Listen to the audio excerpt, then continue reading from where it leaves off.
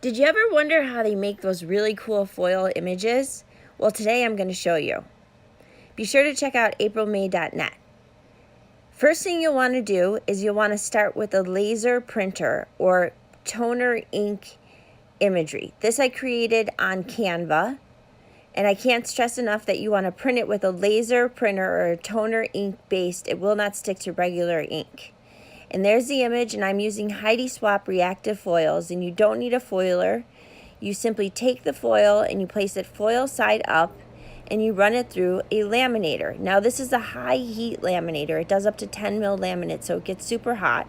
And I run it through 3 times. You feed the image through, you let it cool, and I always trace out the image and rub it over with my finger. And then I slowly peel back the foil, and the foil will stick to anything that was created with toner reactive ink. And you can see how the foil has taken to the image. And there's the image. Next thing I did is I took a picture frame that I purchased from Walmart for $5.99. I took out the fake picture, and I put it inside the mat. And there it is hanging on the wall. And you can see I have a few more to do. So thank you for watching this video. Be sure to subscribe to aprilmay.net for more videos and more how-tos. Bye-bye.